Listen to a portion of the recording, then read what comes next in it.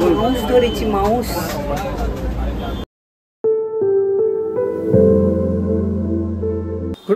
Good morning from home.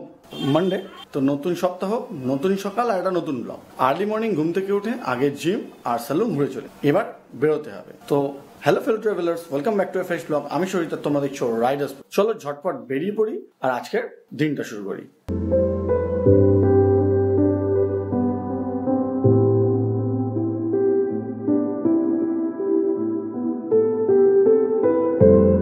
তো mainly আজকে বেরোনোর উদ্দেশ্য ছিল হচ্ছে মলে আসবো বাবার জন্য ফোন কিনতে। যা হয়, বাবা থাকলে ব্লগ বানানো যায় না, তো ফোন কেনা হয়ে গেছে। ফোন কিনেই বেরিয়ে পড়েছিলাম। অ্যাকচুয়ালি ফোন কেনার পরে আমি আর পুষ্পিতা গেছিলাম HDMI কেবল আর মাউস কিনতে। মাউস ধরেছি, মাউস। আমরা বাইরে থেকে বেরিয়ে সোজা পৌঁছে গেছি চাঁদনি চক। সাধারণত বাইরে থেকে বেরোলে আমরা চাঁদনি চকই পৌঁছি, জানি না কি করে। আর এসে আমরা প্রথমে কিনেছি মাউস আর সঙ্গে আমার মনিটরের জন্য HDMI কেবল, খুব ইম্পর্টেন্ট। কিন্তু হঠাৎ করে আমি এখন একটা প্রবলেম ডিসকভার করলাম যে আমার যে পুরো স্ক্রিনটা প্রপার ফ্লিপ করলে তাতে কিছু আসছে না। তো যেহেতু অলরেডি আমি চাঁদনি চকে আছি, তো ডেফিনেটলি মেট্রো গলিতে গিয়ে চেক করে নিতে হবে যে প্রবলেমটা কি হচ্ছে।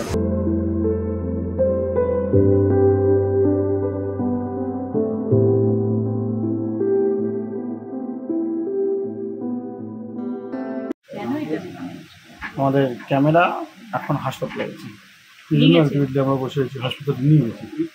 দেখা যাক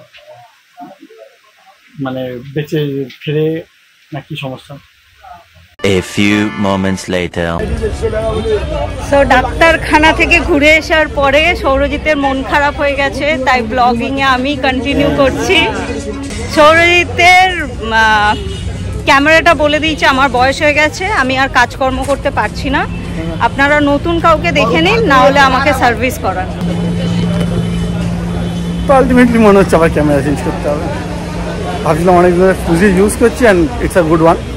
মনে হচ্ছে এবার ক্যামেরা চেঞ্জ করতে হবে, and it's a very big expenses. Camera পাল্টানো মানিয়ে হচ্ছে একটা বড়সড় খরচা অলওয়েজ। আফটার লাঞ্চ আমরা আবার চলে এসেছি শ্রীলেদার্স, কারণ আমাদের কিছু শপিং করা আছে। মানে আমরা সারাদিন খালি শপিংই করছি। দুঃখের মধ্যে খালি আমার ক্যামেরাটা প্রবলেম করছে, না হয়তো কী প্রবলেম সলভ করা যায়, বা হয়তো নতুন কিছু কিনতে হবে।